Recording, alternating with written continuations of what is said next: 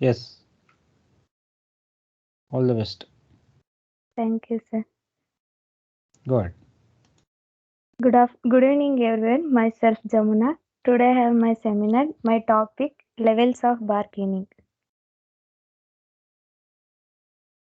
ಅಂದ್ರೆ ಚೌಕಾಶಿ ಮಟ್ಟ ಅಂತ ಹೇಳ್ತಾರೆ ಇದನ್ನ. ಇದ್ರ ಬಗ್ಗೆ ಇಂಟ್ರೊಡಕ್ಷನ್ ನೋಡೋದಾದ್ರೆ, ಲೆವೆಲ್ಸ್ ಆಫ್ ಬಾರ್ಗೇನಿಂಗ್ ಅಂದ್ರೆ ಚೌಕಾಶಿ ಮಟ್ಟ. ಇದರಲ್ಲಿ ಚೌಕಾಶಿ ಮಟ್ಟ ಅಂತ ಚೌಕಾಶಿ ಮಟ್ಟ ಅಂತ ಹೇಳಿದ್ರೆ ಏನು, ಅದರಲ್ಲಿ ಎಷ್ಟು ರೀತಿಯ ಹಂತಗಳು ಬರುತ್ತೆ, ಅದು ಯಾವ್ಯಾವ ರೀತಿಯ ಅಂಶಗಳನ್ನ ಒಳಗೊಂಡಿರುತ್ತೆ ಅಂತ ಇದ್ರಲ್ಲಿ ನೋಡ್ಬೋದು. ಮೊದಲನೇದು ವಾಟ್ ಈಸ್ ಬಾರ್ಗೇನಿಂಗ್ ಲೆವೆಲ್ಸ್. ಅಂದ್ರೆ bargaining levels are the various level or hierarchies at which collective bargaining is done to resolve the dispute between the employee and trade union. The different bargaining levels can be unit level, industry level, territorial or, or geographical level and national level bargaining. ಅಂದ್ರೆ what is levels of bargaining, ಚೌಕಾಶಿ ಮಟ್ಟ ಎಂದ್ರೆ ಏನು ಅಂತ ತಿಳ್ಕೊಳ್ಳೋದಾದ್ರೆ, ಚೌಕಾಶಿ ಮಟ್ಟಗಳು ಉದ್ಯೋಗದಾತ ಮತ್ತು trade union ನಡುವಿನ ವಿವಾದವನ್ನು ಪರಿಹರಿಸುವಂತಹ ಒಂದು ವಿಧ ಆಗಿದೆ ಅಂತ ಹೇಳ್ಬೋದು. ಇದು ಹಲವಾರು ಅಂಶಗಳನ್ನು ಒಳಗೊಂಡಿದ್ದು ತನ್ನದೇ ಆದ ಹಲವಾರು ಹಂತಗಳನ್ನು ಕೂಡ ಒಳಗೊಂಡಿದೆ. ಅದ್ರ ಬಗ್ಗೆ ತಿಳ್ಕೊಳ್ಳೋದಾದ್ರೆ, ಮೊದಲನೇದಾಗಿ levels of bargaining, unit level bargaining, plant level bargaining, industry level bargaining, territorial or geographical level bargaining, national level bargaining ಅಂತ ಹೇಳಿ ಆರು ಹಂತಗಳನ್ನ ಇದು ಒಳಗೊಂಡಿದೆ. ಅದ್ರ ಬಗ್ಗೆ ಡೀಟೇಲ್ ಆಗಿ ಒಂದೊಂದನ್ನು ತಿಳ್ಕೊಳ್ಳೋದಾದ್ರೆ, ಮೊದಲನೇದಾಗಿ ಯೂನಿಟ್ ಲೆವೆಲ್ ಬಾರ್ಗೇನಿಂಗ್.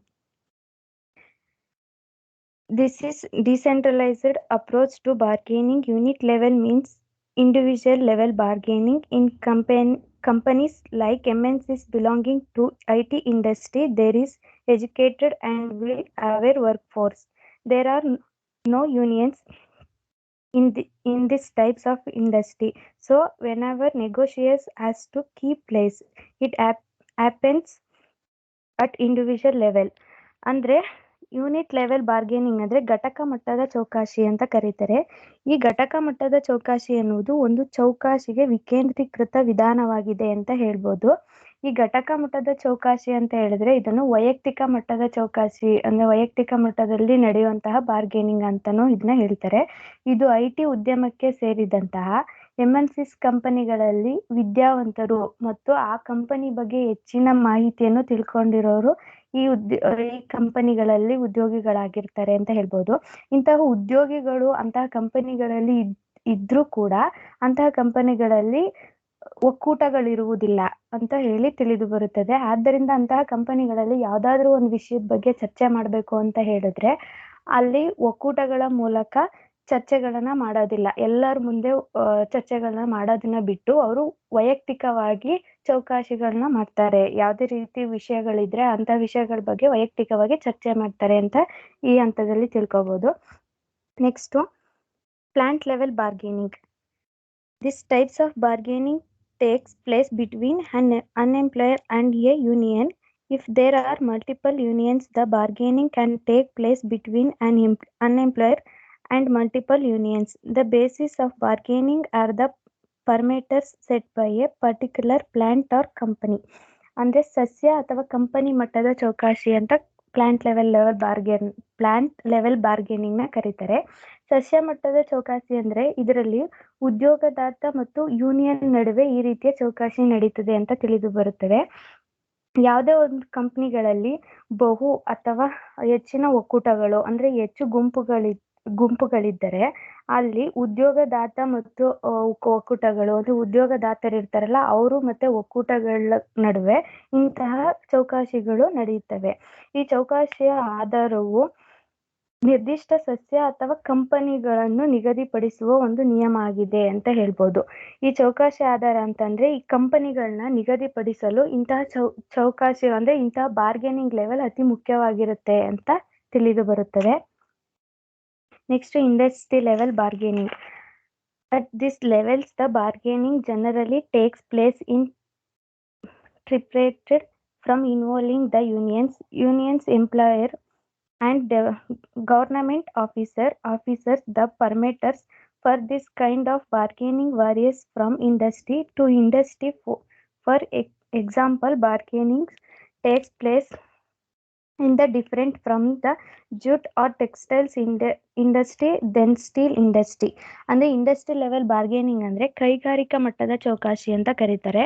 ಈ ಕೈಗಾರಿಕಾ ಮಟ್ಟದಲ್ಲಿ ಚೌಕಾಶಿ ಸಾಮಾನ್ಯವಾಗಿ ಯೂನಿಯನ್ ಅಥವಾ ಯೂನಿಯನ್ಗಳ ಉದ್ಯೋಗದಾತ ಮತ್ತು ಸರ್ಕಾರಿ ಅಧಿಕಾರಿಗಳನ್ನು ಒಳಗೊಂಡಂತೆ 3 ಪಕ್ಷಗಳಾಗಿ ಚೌಕಾಶಿಗಳನ್ನ ನಾವು ನೋಡ್ಬೋದು. ಇದನ್ನು ತ್ರಿಪಕ್ಷ ರೂಪದಲ್ಲಿ ನಡೆಯುತ್ತದೆ ಅಂತ ಹೇಳಿ ತಿಳಿದು ಬರುತ್ತದೆ. ಇದರಲ್ಲಿ 3 ಪಕ್ಷಗಳ ಮುಖಾಂತರ ಚೌಕಾಶಿಗಳು ನಡೆಯುತ್ತದೆ. ಮತ್ತು ಈ ರೀತಿ ಚೌಕಾಶಿಗಳು ನಡೆಯಬೇಕಾದ್ರೆ ಉದ್ಯಮಕ್ಕೆ ಉದ್ಯಮದಿಂದ ಉದ್ಯಮಕ್ಕೆ ಈ ರೀತಿ ಚೌಕಾಶಿಗಳು ಬದಲಾಗುತ್ತೆ ಅಂತ ಹೇಳ್ಬೋದು. ಉದಾಹರಣೆಗೆ ಒಂದು ಚೌಕಾಶಿಯು ಈ ಸ್ಟೀಲ್ ಉದ್ಯಮಕ್ಕಿಂತ ಸೆಣಬು ಅಥವಾ ಜವಳಿ ಉದ್ಯಮದಲ್ಲಿ ವಿಭಿನ್ನ ರೀತಿಯ ರೂಪವನ್ನು ಪಡ್ಕೊಳ್ಳುತ್ತೆ ಅಂತ ಹೇಳ್ಬೋದು. ಅಂದ್ರೆ ಒಂದು ಉದ್ಯಮಕ್ಕಿಂತ ಇನ್ನೊಂದು ಉದ್ಯಮದಲ್ಲಿ ಹೆಚ್ಚಿನ ರೀತಿಯ ಚೌಕಾಶಿಗಳು ನಡೀತಾ ಇರ್ತವೆ. ಒಂದಕ್ಕಿಂತ ಒಂದು ಡಿಫ್ರೆಂಟ್ ಆಗಿ ನಡೀತಾ ಇರುತ್ತೆ ಬಾರ್ಗೇನಿಂಗ್ ಅಂತ ಹೇಳ್ಬೋದು. Next, territorial or geographical level bargaining. The employment provisions and same pension scheme made by state. Territorial government changes depending upon area. Companies set up in various geographical location cannot use same grounds or parameters for bargaining. ಅಂದ್ರೆ ಪ್ರಾದೇಶಿಕ ಅಥವಾ ಭೌಗೋಳಿಕ ಮಟ್ಟದ ಚೌಕಾಶಿ ಅಂತ ಕರೀತಾರೆ. ಇದು ಉದ್ಯೋಗದ ನಿಬಂಧನೆಗಳನ್ನು ಒಳಗೊಂಡಂತೆ ಒಂದು ರಾಜ್ಯ ಅಥವಾ ಪ್ರದೇಶದ ಸರ್ಕಾರವು ಮಾಡಿದಂತಹ ಪಿಂಚಣಿಗಳನ್ನು ಒಳಗೊಂಡಿರುತ್ತದೆ ಅಥವಾ ಅವಲಂಬಿಸಿರುತ್ತದೆ ಅಂತ ಹೇಳ್ಬೋದು. ಮತ್ತು ಇದರಿಂದ ಈ ಚೌಕಾಶಿ ಮಟ್ಟವು ಈ ಅಂಶಗಳನ್ನು ಒಳಗೊಂಡಿರೋದ್ರಿಂದ, ಈ ಪಿಂಚಣಿ ಯೋಜನೆಯನ್ನು ಒಳಗೊಂಡಿರೋದ್ರಿಂದ ಇದು ಬದಲಾವಣೆಯನ್ನು ಹೊಂದುತ್ತದೆ ಅಂತಾನು ಹೇಳ್ಬೋದು. ಮತ್ತು ಇದು ಭೌಗೋಳಿಕ ಸ್ಥಳಗಳಲ್ಲಿ ಬದಲಾಗುವಂತಹ, ಅಂದ್ರೆ ಯಾವ್ದಾದ್ರು ಒಂದು ಪರ್ಟಿಕ್ಯುಲರ್ ಪ್ಲೇಸ್ ಅಲ್ಲಿ ಒಂದು ಕಂಪನಿಗಳು ಬದಲಾಗಕ್ಕೆ ಇರುವಂತಹ ಒಂದು ಮುಖ್ಯವಾದಂತಹ ಚೌಕಾಶಿ ಅಂತಾನೆ ಹೇಳ್ಬೋದು. ಇದರಲ್ಲಿ ನಿಯತಾಂಕಗಳನ್ನು ಬದಲಾಯಿಸಲು ಸಾಧ್ಯವಾಗುವುದಿಲ್ಲ. ಅಂದ್ರೆ ಇಂತಹ ಕಂಪನಿಗಳಲ್ಲಿ ಈ ರೀತಿಯ ಚೌಕಾಶಿ ಮಟ್ಟವನ್ನು ಯಾವುದೇ ಕಾರಣಕ್ಕೂ ಬದಲಾಯಿಸಲು ಸಾಧ್ಯವಾಗುವುದಿಲ್ಲ ಅಂತಾನು ಹೇಳ್ಬೋದು. Next, national level bargaining. This is centralised bargaining unit. National level bargaining is common is public sector where wages, compensation and various other employers benefit scheme and decided at national level. If we compare internationally, Norway is ranked high in collective bargaining in national level bargaining. National level bargaining ಅಂದ್ರೆ ರಾಷ್ಟ್ರೀಯ ಮಟ್ಟದ ಚೌಕಾಶಿ ಅಂತ ಹೇಳ್ತಾರೆ. ಈ ರಾಷ್ಟ್ರೀಯ ಮಟ್ಟದ ಚೌಕಾಶಿ ಎನ್ನುವುದು ಕೇಂದ್ರೀಕೃತ ಚೌಕಾಶಿ ಘಟಕವಾಗಿದೆ ಅಂತಾನೆ ಹೇಳ್ಬೋದು. ಇದು ಸಾರ್ವಜನಿಕ ವಲಯದಲ್ಲಿ ರಾಷ್ಟ್ರೀಯ ಮಟ್ಟದ ಚೌಕಾಶಿ ಎಂಬುದು ಒಂದು ಸಾಮಾನ್ಯ ಅಂತಂದ್ರೆ ಎಲ್ಲ ಕಂಪನಿಗಳಲ್ಲೂ ಇದು ಒಂದು ಸಾಮಾನ್ಯವಾದಂತಹ ಅಂದ್ರೆ ಚೌಕಾಶಿ ಅನ್ನೋದು ಎಲ್ಲಾ ಕಂಪನಿಗಳಲ್ಲಿ ಸಾಮಾನ್ಯವಾಗಿ ಇರುವಂತಹ ಒಂದು ಅಂಶವಾಗಿದೆ ಅಂತಾನೆ ಹೇಳ್ಬೋದು. ಇದು ವೇತನ ಪರಿಹಾರ ಮತ್ತು ಇತರ ಉದ್ಯೋಗಿಗಳ ಪ್ರಯೋಜನಗಳನ್ನು ರಾಷ್ಟ್ರ ಮಟ್ಟದಲ್ಲಿ ನೋಡಿದರೆ ರಾಷ್ಟ್ರೀಯ ಮಟ್ಟದಲ್ಲಿ ನಿರ್ಧರಿಸಲಾಗುತ್ತದೆ ಅಂತ ಹೇಳ್ಬೋದು.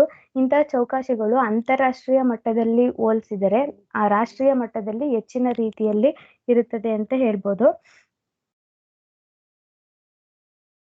ಈ ಲೇಖನವನ್ನು ಅಂದ್ರೆ ಇಂತಹ ಚೌಕಾಶಿ ಮಟ್ಟವನ್ನು MBA ಸ್ಟೂಡೆಂಟ್ಸ್ಗಳು ಸಂಶೋಧಿಸಿ ಮತ್ತು ರಚಿಸಿದ್ದಾರೆ ಅಂತ ಹೇಳ್ಬೋದು.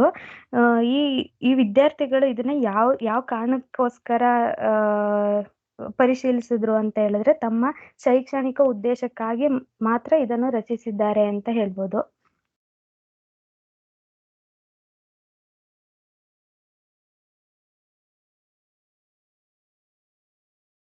ಕೊನೆಯದಾಗಿ ಇದ್ರ ಬಗ್ಗೆ ಕನ್ಕ್ಲೂಷನ್ ಹೇಳೋದಾದ್ರೆ, ಪ್ರತಿಯೊಂದು ಕಂಪನಿಗಳಲ್ಲಿ ಈ ಬಾರ್ಗೇನಿಂಗ್ ಅನ್ನುವಂಥದ್ದು ಸತತವಾಗಿ ನಡೆಯುವಂತ ಒಂದು ಅಂಶವಾಗಿದೆ ಅಂತಾನೆ ಹೇಳ್ಬೋದು.